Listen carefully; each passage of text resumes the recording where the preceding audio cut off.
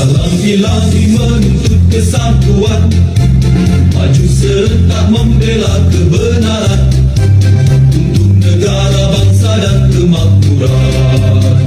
Untuk Allah tegakkan, untuk Allah tegakkan.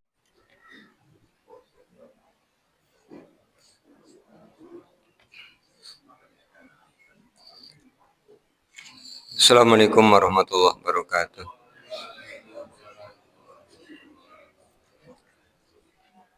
Innal hamdalillah nahmaduhu wa nasta'inuhu wa nastaghfiruh. Wa na'udzu billahi min shururi anfusina wa min sayyiati a'malina may yahdihillahu fala mudhillalah wa may yudlil fala hadiyalah. Asyhadu an la ilaha illallah wahdahu la syarika lahu wa anna Muhammadan abduhu wa rasuluh. Allahumma shalli ala Muhammad wa ala ali Muhammad kama shallaita ala Ibrahim wa ala ali Ibrahim wa barik ala Muhammad wa ala ali Muhammad kama barakta ala Ibrahim wa ala ali Ibrahim innaka Hamidum Majid. Bapak dan Ibu yang mudah-mudahan dirahmati oleh Allah. Syukur alhamdulillah malah senantiasa kita panjatkan kehadirat Allah Subhanahu wa taala atas seluruh limpahan nikmat yang telah Allah berikan pada kita. Salawat, salam dan keberkahan kita mohonkan kepada Allah agar senantiasa tercurah kepada Rasulullah Muhammad sallallahu alaihi wasallam dan keluarganya, sebagaimana Allah telah mencurahkan salawat, salam dan keberkahan kepada Nabi Ibrahim alaihissalam dan keluarganya. Bapak dan Ibu yang mudah-mudahan dirahmati oleh Allah, masih di tafsir Al-Quran surah Ali Imran. Pagi hari ini kita akan mengkaji rangkaian ayat 159 sampai dengan 164. Kita akan mulai dari ayat 159. Setelah pada ayat-ayat yang lalu Allah SWT menyampaikan tentang kewajiban berperang kepada orang-orang yang beriman apabila mereka diserang. Kemudian kewajiban orang-orang beriman untuk mentaati Rasul pada saat mereka mengikuti peperangan. Dan Allah juga mengingatkan orang-orang beriman agar tidak meniru perilaku orang-orang munafik yang sukanya ngembosi orang-orang yang ingin berperang, menakut-nakuti mereka. Sehingga oleh Allah SWT kemudian disampaikan orang yang meninggal dalam keadaan biasa atau orang yang meninggal di medan perang, ujung-ujungnya mereka semua akan dikumpulkan kepada Allah SWT. Kata Allah, wala imuttum au qutiltum la ilallahi tuhsyarun. Sedangkan di ayat 159 Allah SWT menjelaskan kepada kita tentang sifat-sifat mulia yang ada pada diri Rasul. Dan hendaknya nanti sifat-sifat mulia ini menjadi teladan bagi kita semua, Bapak Ibu. A'udzubillahi minasyaitonirrajim. Bismillahirrahmanirrahim. Fabima rahmatin minallahi linta lahum. Fabima rahmatin minallahi, maka dengan sebab rahmat dari Allah, linta lahum, engkau berlaku lemah lembut terhadap mereka. Walau kunta, dan seandainya keadaanmu, faddon ghalidul qalbi. Faddon keras, kasar, keras ya. Ghalidul qalbi, keras hati. Faddon itu kasar, ghalidul qalbi, keras hati. Lang faddu, pastilah mereka lari min haulika, dari sekitarmu. Fa'fu, maka maafkanlah anhum mereka, wastaghfir lahum, mintakan ampunan untuk mereka. Wasyawirhum, dan bermusyawarahlah dengan mereka fil amri, pada perkara itu. Faidha, maka apabila azamta, engkau telah berketetapan hati, fatawakkal 'alallahi, maka bertawakallah kepada Allah. Innallaha, sesungguhnya Allah, yuhibbu, menyukai, al-mutawakkilin, orang-orang yang bertawakal. Di ayat 159 Allah Subhanahu wa taala menjelaskan tentang sifat-sifatnya Rasul. Yang pertama, Rasulullah SAW itu oleh Allah disebut sebagai orang yang lingkalahum, orang yang memiliki hati lemah lembut. Ini juga bisa Bapak Ibu baca di surah Al-Baro'ah atau At-Taubah ayat 128. Laqad ja'akum rasulun min anfusikum azizun 'alaihi ma anittum harisun 'alaikum bil mu'minina raufur rahim. Laqad, sungguh-sungguh, ja'akum, telah datang kepada kalian, rasulun, seorang rasul, min anfusikum, dari diri kalian. Azizun, sangat berat, alaihi, atasnya, ma'anittum, apa yang kalian derita. Harisun, sangat menginginkan, alaikum, atas kalian, bil mu'minina, menjadi orang-orang mukmin. Raufur rahim, ya, orang yang kasih sayang. Ini yang Allah puji kepada Rasul. Bapak dan Ibu, ini juga sebenarnya menjadi syarat utama ketika seseorang mau keluar untuk berdakwah. Jadi ketika orang mau berdakwah, kita semua kan sebenarnya punya kewajiban berdakwah, Bapak Ibu. Paling minimal itu kepada dua objek dakwah.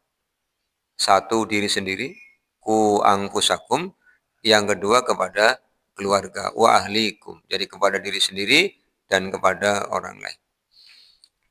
Maksimalnya keluar, di luar dirinya, di luar keluarganya, itu berarti sudah berupaya untuk maksimal.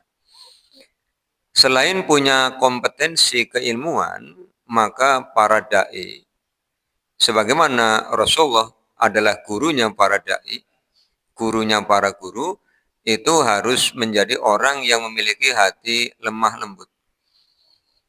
Sebab dakwah itu kan di dalam metodenya ada dengan lisan. Ketika berdakwah dengan lisan, mengajak, ucapan-ucapan itu mencerminkan apa yang ada di dalam hati. Kalau meminjam bahasanya Hakim, bahwa lisan kita itu katanya seperti mulutnya teko. Apa yang ada dalam teko itu nanti yang akan keluar. Apa yang ada dalam hati itu yang nanti akan keluar. Kalau hatinya lemah lembut, nanti akan keluar ya ucapan-ucapan yang lemah lembut. Kalau hatinya itu baik, nanti yang akan keluar ya sesuatu yang baik. Sebagaimana teko mengeluarkan apa yang ada di dalam isi teko itu. Dan Rasulullah SAW telah meneladankan itu. Maka ketika kita mengkaji kitab Sahih Al-Bukhari, kita menemukan banyak sekali contoh. Bagaimana Rasulullah SAW itu memperlakukan orang-orang yang ada di sekelilingnya dengan penuh kasih sayang. Baik orang-orang yang bersahabat, orang-orang mukmin, maupun orang-orang yang memusuhi. Kita mungkin pernah membaca atau pernah mendengar kisah tentang Sorokoh, seorang tokoh Quraisy yang mengambil kesempatan untuk mendapatkan hadiah 100 ekor unta pada saat Rasulullah SAW itu hijrah. Dan dia ngejar sampai jatuh 3 kali dengan niat untuk menangkap Rasul, tapi setiap jatuh, setiap itu pula Rasul kemudian menolong. Kemudian kita juga pernah mendengar, pernah membaca kisah ketika Daisur mengambil pedangnya Rasul, mengancam Rasul, ketika pedangnya jatuh, dia minta maaf, dimaafin. Ini kelembah lembutan Rasulullah tidak hanya kepada orang-orang beriman, bahkan kepada orang-orang yang memusuhi beliau. Dan yang sangat monumental ketika beliau dakwah ke Taif. Belum menyampaikan apa-apa, orang-orang Taif sudah resisten ya, sudah melakukan penolakan, melempari beliau. Tapi apa yang beliau lakukan? Mendoakan.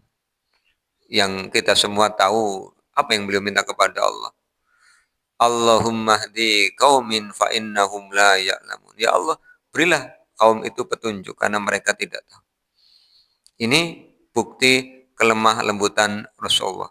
Kalau dengan keluarganya, dengan sahabatnya, itu jelas. Tapi ini dengan orang-orang yang memusuhinya. Inilah kunci sukses dakwahnya Rasulullah. Maka yang pernah saya ceritakan juga pada Bapak dan Ibu ya, bahwa seperti Surek bin Al-Ahnas, Ammar bin Hisam, Al-Walid bin Al-Mughirah, mereka semua menyadari Rasul itu benar. Yang dibaca juga benar. Ketika mereka memilih untuk tidak beriman, faktornya hanya dua saja. Satu, kesombongan, yang kedua, kedengkian. Dua faktor ini yang menghalangi hati untuk tidak bisa menerima kebenaran. Maka lemah lembut ini kunci utama berdakwah. Lemah lembut ini kunci utama untuk mengajak orang kepada kebaikan. Bahkan para marketing juga kan begitu ya Bapak Ibu ya. Marketing kalau lemah lembut kan yang ditawari mesti tertarik. Sekarang kalau marketing menawarkan dagangan terus ngosok misalnya. Pasang wajah sangar, kira-kira yang membeli siapa? Iya, jadi sama konsepnya. Kunci utama sukses itu adalah hatinya dulu yang dilembutkan. Ketika hatinya lembut, maka ucapannya juga akan baik, sikapnya juga akan baik. Jadi ucapan sikap yang lemah lembut itu cerminan dari hati yang lemah lembut. Bukan yang dibuat-buat. Karena ada juga orang yang ucapannya lemah lembut, sikapnya lemah lembut, tapi bukan dari hati. Jadi lemes teles jabane, tapi hati ini ragak-ragak. Itu kayak buah kedongdong. Kayak buah kedongdong. Jadi halus di luar, ragak-ragak di dalam itu. Kalau orang mukmin tidak, jadi luar dalamnya itu sama. Kalau buah apa ya? Apel ya, luar dalam bagus ya. Kemudian yang kedua, Allah SWT menyebutkan ada dua hal yang menyebabkan orang lari dari kita. Apa itu? Yang pertama fadun. Fadun itu kasar. Kalau kita berperilaku kasar, siapapun akan menjauh dari kita. Maka seorang da'i, seorang murabi, seorang muallim, seorang muadib, seorang yang ngajak orang lain kepada kebaikan, hindari bersikap kasar. Bersikap kasar tadi cermin dari hati yang kasar. Hati yang kasar pasti ucapannya kasar, perilakunya kasar. Yang kedua yang perlu dihindari apa? Ghalidul qalbi. Hati yang keras. Hati yang keras itu hati yang susah untuk diingatkan. Hati yang susah untuk dinasihati. Maka ada istilah keras hati. Ada istilah keras kepala. Jadi menggunakan metode pokoknya. Pokoknya ya angel kan. Kalau bahasa orang kampung saya itu, orang kok menggunakan sabuk pakai alu, Bapak Ibu. Wong alu go sabukan kan angel ngececer baik kan gitu. Di tempat lain menyebutnya wangkot. Dasarnya ke wangkot katanya begitu.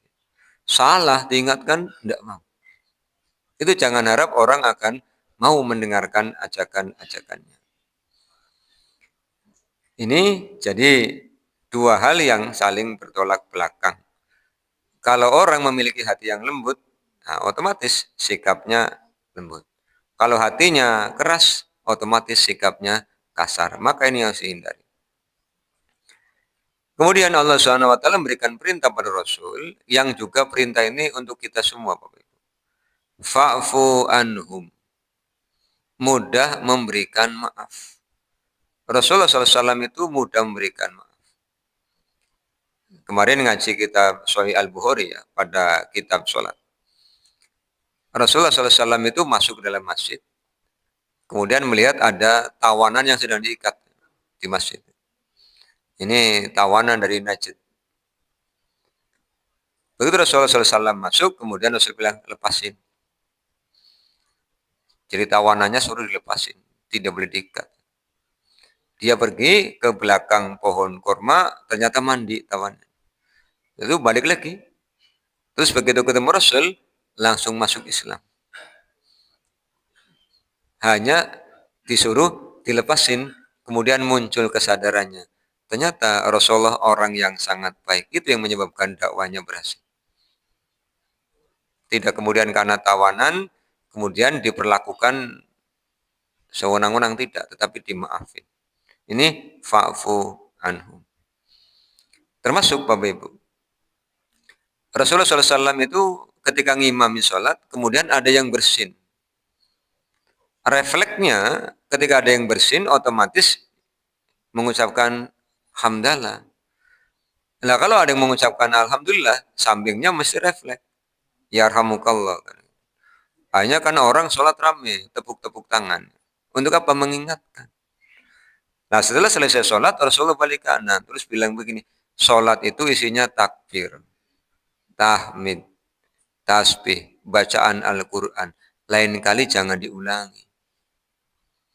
Jadi tidak memarahi orang yang mengucapkan hamdalah, tidak memarahi orang yang mengucapkan yarhamukallah, tidak memarahi orang yang tepuk tangan, tidak.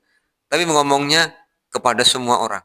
Sehingga kata yang bersin tadi, belum pernah aku melakukan kesalahan, ditegur dengan cara yang sangat lembut. Ini karena Rasul adalah fa'fu anhum. Rasul orang yang sangat pemaaf. Kemudian ketika peristiwa Futuh Mekah, Bapak Ibu, Rasulullah datang ke Mekah bersama kurang lebih 10.000 orang. Begitu sampai ke Mekah, apa yang dipikirkan orang Mekah? Ini pasti mau balas dendam. Tapi apa yang boleh lakukan? 3 perintahnya. Yang masuk rumahnya Abu Sofyan aman. Yang masuk ke Masjidil Haram aman. Yang menutup pintu dan jendela aman. Rasulullah kemudian menyampaikan, Mekah dulu haram, sekarang tetap haram sampai akhir zaman. Tadi dihalalkan sebentar. Sebentar apa? Ketika mereka melawan, berarti boleh diperangi. Nyatanya tidak ada yang melawan. Diumumkan begitu, ternyata orang-orang Mekah pada keluar. Bukannya nutup pintu jendela, malah pada keluar semua datang kepada Rasulullah. Rasulullah bertanya kepada mereka, bagaimana pendapat kalian tentang aku? Apa jawaban orang-orang Mekah? Engkau orang yang baik. Anak dari orang yang baik. Cucu dari orang yang baik. Apa yang kalian minta? Kami minta dimaafkan. Apa Rasulullah? Kalian semua dimaafkan. Inilah teladan terbaik kita, Bapak Ibu. Yang kemudian oleh Al-Quran disebut sebagai sifat muhsin. Orang yang punya kesempatan membalas tetapi malah memberi maaf. Karena ada juga nih, orang memberi maaf karena tidak mampu membalas. Bislah tak maafna bayong pan males ya nyong rawani kan. Itu lain, Bapak Ibu. Kesempatannya ada. Inilah yang oleh Allah kemudian disampaikan. Wa ra'aitan nasa yadkhuluna fi dinillahi afwaja. Dan engkau Rasul melihat mereka masuk Islam afwaja, berbondong-bondong. Karena apa? Sikap fa'fu anhum. Maka Bapak dan Ibu, kalau ada orang yang menyakiti panjenengan, maafkan. Kenapa? Ini perintah Allah. Maka saya sering menyampaikan, memberi nasihat kepada orang yang cerita, Pak, saya sakit hati, Pak. Saya belum bisa memaafkan. Saya bilang, Bapak atau Ibu, memberi maaf itu ibadah. Kenapa ibadah? Ada perintahnya. Menggunakan fi'il amar, fa'fu, maafkanlah. Surah Al-A'raf 199 juga sama. Khudil afwa, jadilah pemaaf. Biasanya dinasihati begitu, Bapak Ibu. Itu membantah. Pamispa orang rasa kenan dan nyung lara hati Pak. Esi kerasan. Karena deling-eling Bapak. Coba kalau yang diingat kebaikannya. Untuk mudah memaafkan orang itu sederhana. Lupakan yang dia lakukan kepada kita. Apanya? Keburukannya, ingat kebaikannya. Karena apa? Pasti lebih banyak kebaikannya. Kita ingat. Oh, dia kebaikannya lebih banyak. Kita akan mudah memaafkan. Yang kedua, ketika kita ingin memaafkan, katakan dalam hati, ini ibadah. Berarti ada pahalanya. Yang ketiga, ketika kita memaafkan, kita punya harapan Allah memaafkan kesalahan-kesalahan kita. Karena kata Rasulullah, wallahu fi aunil abdi madamal abdu fi auni ahlihi. Allah akan senantiasa menolong seorang hamba selama hamba itu mau menolong saudara. Yang membuat kita sukar memaafkan karena tipu daya setan aja dimaafkan. Terus file negatifnya dikeluarin semua. Sehingga jengkel maning. Lupakan itu, maka akan mudah memaafkan. Bahkan lebih keren lagi, orangnya belum minta maaf, sudah dimaafin. Atau ketika orangnya datang, Pak, maaf ya, apa wingi aku kayak ngomong rada ora enak karo panjenengan. Ini kan jawabannya keren teman. Wis tak maaf nah Pak. Nah aku dulu nyaluk maaf. Iya, sejak nyenengan jadi teman saya sudah saya maafin. Ini keren banget Bapak Ibu. Bong-bong hati ini. Itu diingat-ingat, dalam hati itu penjelat, ketemu ya jengkel. Zaman yang ketemu wonge, motore pe jengkel. Kleap, jengkel. Wong sing leleng kene si mikiri be. Lagi apa ya kayak wong kaya kan dipikiri be. Rugi Bapak Ibu. Makanya fa'fu anhu, maafkan. Lah nanti kalau ada orang ceritanya, ganing wis batiran maning. Dimensi, lainnya jadi tukaran. Wis ditutup, wis tak wade kotak, kotaknya buang ning laut karo kunci ini, sudah bisa dibuka. Wis kelalen. Aja kemudian diceritakan lagi. Diudik-udik maning, ingat lagi, jengkel lagi. Iya. Kue kayak koreng ning dengkul, Bapak Ibu. Ngerti koreng ning dengkul? Koreng ning dengkul kayak waras-waras. Tekak-tekuk, ledes, maning itu ya. Makanya dengkul biasanya kayak sekrupe sih, karena kebelangnya kan. Kue berarti lagi cilik, sregep melayu-melayu. Jadi fa'fu anhum. Ini perintah para Rasul, juga perintah kepada kita, umatnya. Ya. Perintah berikutnya apa? Wastaghfir lahum. Mintakan ampunan kepada Allah untuk mereka. Rasulullah SAW itu mintakan ampunan untuk orang-orang mukmin. Kita pun punya kewajiban yang sama, memintakan ampunan kepada Allah untuk orang-orang mukmin. Bagaimana caranya? Ketika kita berdoa dengan surah Ibrahim 41, kita akan meminta kepada Allah ampunan untuk diri kita, ampunan untuk kedua orang tua kita, dan ampunan untuk orang-orang mukmin. Rabbana gfirli wali walidayya walil mu'minina yauma yakumul hisab. Termasuk tadi malam ngaji kitab Sahih Al-Bukhari. Pada kitabul amali bis sholati. Perbuatan-perbuatan yang dikerjakan di dalam sholat, tapi bukan bagian dari sholat. Beberapa hadis dicantumkan oleh Imam Al-Bukhari, termasuk diceritakan para sahabat itu dulu, sebelum diajari doa tahiyat oleh Rasul, mereka kalau sholat, ketika tahiyat itu mendoakan banyak pihak. Jadi mendoakan keselamatan untuk malaikat Jibril, mendoakan keselamatan untuk Mikail, mendoakan keselamatan untuk fulan, assalamu ala fulan, assalamu ala fulan. Maka Rasulullah ketika mendengar sahabat pada doa begitu, setelah selesai diajari. Qulu, ucapkanlah oleh kalian. At-tahiyatu lillah, wassalawatu wat-thayyibah. Assalamu alayka ayyuhan nabiyyu wa rahmatullahi wa barakatuh. assalamu alaina wa ala ibadillahi sholihin. Kalimat assalamu alaina ini kata Rasulullah, kullun li sholihin bis samai wal ardi. Ketika kalian mengucapkan kalimat assalamu alaina wa ala ibadillahi sholihin, kalian sudah mendoakan semua makhluk Allah yang solih, baik yang di langit maupun yang di bumi. Siapa yang di langit? Ya para malaikat. Siapa yang di bumi? Manusia, jin, yang soleh itu kita doakan. Nah, termasuk kewajiban tadi memintakan ampunan. Maka ini perintah yang harus kita laksanakan. Jangan hanya minta ampunan untuk diri sendiri, tapi saudara-saudara mukmin kita juga kita mintakan ampunan kepada Allah. Tadi surah Ibrahim ayat 41. Kemudian Rasulullah SAW mendapatkan perintah wasyawirhum fil amri. Disuruh bermusyawarah untuk perkara-perkara yang tidak diatur oleh Allah. Contohnya ketika mau perang Uhud.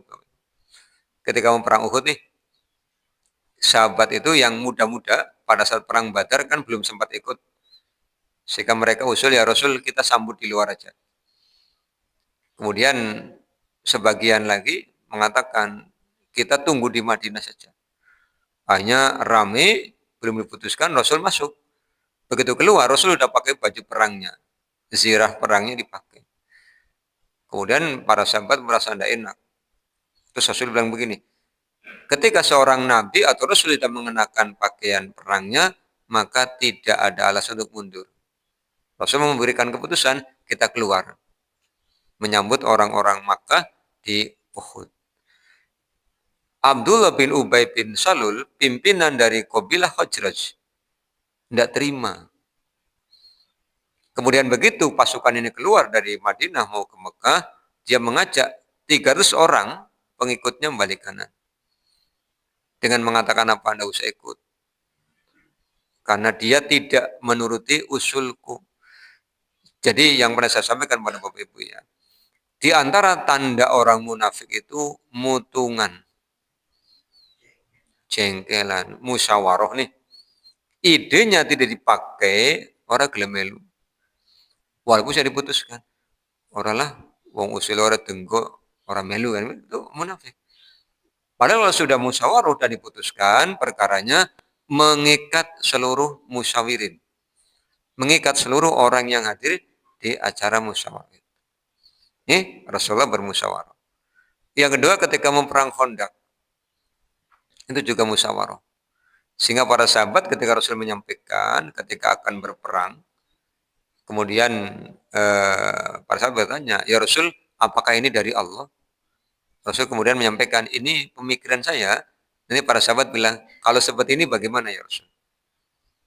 Ya, tapi tidak semua urusan dimusyawarahkan. Ketika ada petunjuk dari Allah, ya langsung disampaikan. Jadi wasyawirhum fil amri, untuk urusan-urusan yang memang oleh Allah tidak diberikan aturan secara khusus. Rasulullah bermusyawarah. Kemudian perintah berikutnya, faida azamta fatawakkal 'alallah. Maka apabila sudah berketetapan hati, tawakal. Tawakal itu ibadah. Langkahnya 3B, sikap terhadap hasilnya juga 3B. 2B. Jadi 3B plus 2B. 3B itu langkahnya apa? Yang pertama berdoa. Tawakal itu tidak akan terjadi kalau tidak diawali dengan berdoa. Di dalam berdoa itu ada ingat kepada Allah. Di dalam berdoa itu ada ibadah. Di dalam berdoa itu ada penjagaan hati dan pikiran kita. Sehingga ketika orang berdoa, tidak mungkin kegiatannya kegiatan yang dilarang oleh Allah. Kalau orang berdoa, kegiatannya pasti yang baik. Yang kedua adalah berusaha. Berusaha ini dua. Cari ilmunya dan praktekkan ilmunya. Contoh nih, orang pengen punya harta. Kemudian dia kepikiran, bagaimana cara mendapatkan harta itu? yang hasilnya paling banyak adalah tajirun, pedagang. Sudah sesuai dengan namanya, tajir, melintir. Wah, sugih nemen, tajir melintir. Nah, punya modal nih. Nah, sudah ada pikiran mau jualan A, B, C, D. Ilmunya ada enggak? Enggak ada, belajar dulu. Karena ternyata nah, setelah belajar, oh, buka swalayan, cara masang raknya aja ada rumusnya. Cara masang dagangan itu ada rumusnya. Jangan sampai minyak goreng ditaruh di bawah AC. Gelondongan kabeh nggo minyak goreng. Jangan saya minuman taruhnya di bawah ini. Anyep nggo minuman. Jadi ternyata ada aturannya. Tidak cukup semangat. Ah, punya uang banyak, buat kios besar, beli rak, terus warnanya sama semua gitu. Habis itu dipasangi. Ganilah kawong marak-marak ya, karena tidak tahu ilmunya. Belajar dulu. Mau jadi guru aja belajar dulu Bapak Ibu. Kan tidak bisa, tidak pernah sekolah kok jadi guru itu tidak bisa. Pasti semuanya belajar dulu. Guru apapun pasti pernah belajar. Guru silat ya pernah belajar. Guru renang ya pernah belajar. Guru di sekolah ya pernah belajar. Ya. Guru ngibul kira-kira. Yang tukang ngibul ada belajarnya apa tidak? Nah, ini jadi semuanya ada proses belajar. Setelah selesai belajar, praktekkan. Termasuk dulu guru kami itu ngajari kepada kami ya. Kalau di antara kalian nanti setelah lulus kuliah mau jadi pedagang, jangan lupa promosi. Jadi kalau punya modal 100 kata beliau, 90 untuk promosi. Yang 10 untuk modal dagangan. Nggak usah banyak-banyak, ini promosinya aja yang banyak. Kenapa? Orang harus kenal dulu. Kalau enggak ada yang kenal, siapa yang mau beli produk Anda katanya. Jadi betul. Makanya saya nita ini sekarang. Ada ini, ada apa namanya? Ada rumah makan mau dibangun nih. Belum ada apa-apanya. Kalau tak tengok masih tanah kosong, rumputnya tinggi. Udah ada iklannya akan dibangun rumah makan A. Akan dibangun. Suwe namanya. Nanti baru datang. Terus muncul lagi iklannya. Segera soft opening. Soft opening berarti buka halus ya mas. Soft kan halus ya. Jadi mukanya alon-alon buat soft opening. Muka. 3 bulan lagi orang sudah mulai penasaran. Nanti sudah buka soft opening akan ada grand opening. Ada diskon besar-besaran kan. Orang pada ke situ semua. Orang pada makan situ, pada like ke situ. Rame, akhirnya laris. Nah itu kan bagian dari tawakal, usaha. Nah sekarang mau dagangan meneng-menengan. Nongoni dagang meneng. Ditanya oleh pembeli, jawabannya ngosong. Anak pasta gigi pak, laka, tegas nemen. Yang mau beli siapa? Aja tuh kuning anak, tegas uang ini. Sing bantuku siapa? Jadi itulah bagian tawakal. Lah, kalau sudah usahanya maksimal, maka B yang ketiga apa? Berserah diri kepada Allah. Berdoanya sudah, berusahanya sudah, kemudian berserah diri kepada Allah Subhanahu wa taala. Kalau sudah berserah diri, kan kemungkinan hasilnya dua. Gagal atau berhasil. Ketika berhasil, maka sikapnya B, bersyukur. Alhamdulillah. Setelah buka dagangan yang beli laris, aja ngeluh. Kesel dagangan, orang mandek-mandek sing tuku. Imin. Kesel ya liren tutup, istirahat gitu. Kalau Anda yang ngangkat orang untuk jadi karyawan. Sudah yang beli banyak suruh ngangkat orang enggak mau tapi ngeluh, namanya tidak bersyukur. War langsing tuku ngeluh panjaluke pimen. Laris ngeluh, ora payu ngeluh nyaluke pimen. Iya. Ngeluh tidak mendatangkan uang. Ya. Bagaimana kalau belum berhasil? Bersabar. Makanya oleh Allah, innallaha yuhibbul mutawakkilin. Sesungguhnya Allah mencintai orang-orang yang bertawakal. Apapun itu harus ada tawakalnya. Bapak Ibu sakit, tawakal wajib. Berdoa minta sembuh. Berobat, berserah diri kepada Allah Subhanahu wa taala. Jadi jangan sampai orang pan berobat, orang lah bisa takdir sehat sehat dewek. Takdir mati ya mati dewek. Namanya tidak tawakal. Tawakal. Mau kemana? Mau tawakal. Ini mau tawakal, mau berobat. Itu tawakal. Itu yang ada di dekat Bapak Ibu. Minuman itu. Kalau pengen minum harus tawakal, Pak. Dipegang, diangkat, diminum. Dilihati aja, ya enggak akan masuk. Tawakallah, tak telengi baik. Sampai sore, butuh nih gelas. Harus ada usahanya. Ini yang oleh Allah dikatakan di An-Najm 39:40 itu, walaysa lil insani illa ma sa'a. Manusia tidak akan dapat apa-apa kecuali dia mau usaha. Maka aslinya Bapak Ibu, Al-Qur'an itu memerintahkan kepada orang-orang beriman untuk jadi orang yang paling rajin. Sregep. Habis sholat aja disuruhnya ngapain sih? Fangtashiru fil ardi wabtagu min fadlillah. Kon pada ngasam. Orang par sholat rampung leleng. Ngenteni waktu sholat. Mau sholat maning tangi maning. Leleng maning. Bukan begitu. Kita menjadi umat yang punya etos kerja tinggi. Konsepnya seperti itu ya. Jadi tawakal itu bukan pasrah bongkokan. Kadang-kadang keliru. Aku tak apa cari Gusti Allah lah. Itu meneng baik. Ya sengsara Bapak Ibu. Diusahakan. Semuanya harus diusahakan ya. Itu sifat-sifatnya Rasulullah yang ada dalam Ali Imran 159. Kita ke ayat 160. Iyang surukumullahu fala ghalibalakum. Jika Allah menolongmu, wahai Rasul, maka tidak akan ada yang bisa mengalahkanmu. Masih ingat kisah tentang perang Badar? Itu Allah memberikan pertolongan.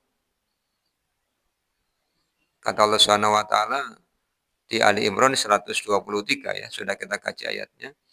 Walaqad nasarakumullahu bi badri wa antum azillah fattaqullaha la'allakum tashkurun. Dan sungguh Allah yang menolong kalian. Kapan? Pada saat perang Badar. Sedangkan kalian azillah, lemah. Hanya 319 orang menghadapi 1000 orang. Sepertiga ya Pak? Sepertiga. Tapi oleh Allah SWT ditolong. Dengan apa? Bisalah sati ala minal malaikati mungsilin. Allah tolong dengan 3000 malaikat. Sehingga orang-orang Quraisy melihat orang-orang mukmin itu jumlahnya berlipat-lipat. Qad kana lakum ayatun fi fi'atainil taqata.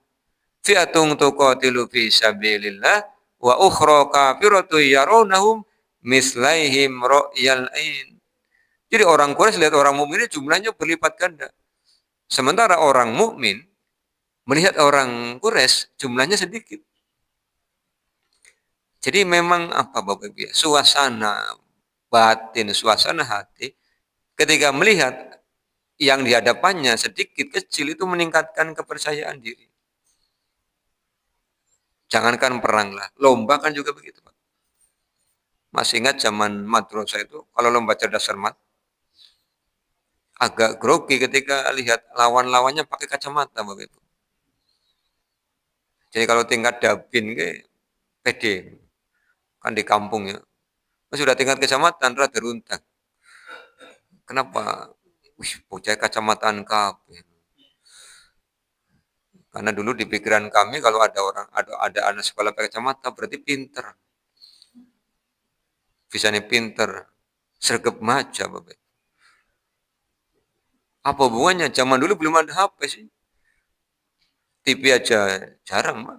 Oh, berarti ke bocah sregep baca makanya kacamata. Sampai guru PMP dulu ya, Pak. Kan dulu mata pelajarannya PMP, PSBB gitu kan. Tanya. Bisa nih pas pertanyaan rebutan telat, Pak. Deg-degan, Pak. Saya deg-degan sih.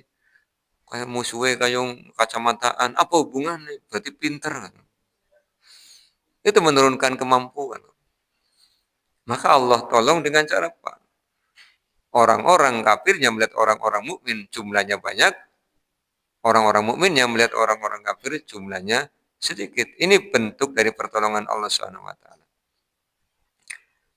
Wa iyahdulkum, dan jika Allah membiarkan kalian, famang dzalladzi yang surukum min ba'di. Siapa yang akan menolongmu wahai Rasul? Contohnya dalam perang Uhud. Sudah menang nih. Tapi karena yang di atas bukit Uhud itu lupa dengan pesannya Rasul, mereka ikut turun. Maka Allah biarkan sehingga ditimpakan kekalahan. Yang kedua ketika perang Hunain. Pasukan muslimnya berapa? 12.000 orang. Bani Qatafan berapa? 6.000. Jadi orang-orang muslim berangkat itu penuh dengan kepercayaan diri. Lah kita perang sadela. Lupa bahwa kemenangan itu milik Allah. Begitu ketemu Bani Qatafan, bukannya menang, melayu kabeh, Pak. Kocar kacir. Akhirnya Rasulullah kemudian memacu kudanya, mengambil kerikil, melemparkan ke tengah-tengah musuh. Sambil menyeru, wahai orang-orang yang berbaiat Aqabah 1, berbaiat Aqabah 2, orang-orang yang berbaiat Ridwan. Dipanggili semua. Mereka datang semua, Allah berikan pertolongan. Jadi mengandalkan kekuatan sendiri, tidak meminta tolong kepada Allah, Allah tidak akan nolong. Berarti kan orang butuh. Maka tadi konsep tawakal itu ikut dalam semua aktivitas kehidupan kita. Jangan lupa berdoa minta tolong kepada Allah. Wa 'alallahi falyatawakkalul mu'minun. Dan kepada Allah lah orang-orang mukmin hendaknya bertawakal. Diulangi 2 kali perintah tawakal. Kalau tadi Allah menyampaikan kabar gembira, menyukai orang-orang yang bertawakal. Kalau di 160, Allah menyebutkan di antara tanda orang beriman adalah bertawakal. Bapak dan Ibu yang mudah-mudahan dirahmati Allah, sampai 160 dulu ya. Sisanya insya Allah 2 pekan yang akan datang Bapak Ibu. Karena kalau lihat di kalender, Rabu depan itu bertepatan dengan 10 Dzulhijjah, jadi ngajinya libur dulu ya. Kan tidak pantas pada ngaji. Orang pantas. Panjenengan yang lain mau sholat id, panjenengan isi ngaji begitu ya. Insya Allah ketemu lagi di bulan Juni ya, di Rabu pagi bulan Juni.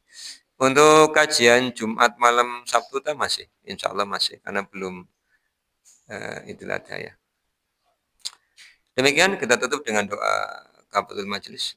Subhanakallahumma bihamdika asyhadu an la ilaha illa anta astaghfiruka wa atubu ilaika. Wassalamualaikum warahmatullahi wabarakatuh.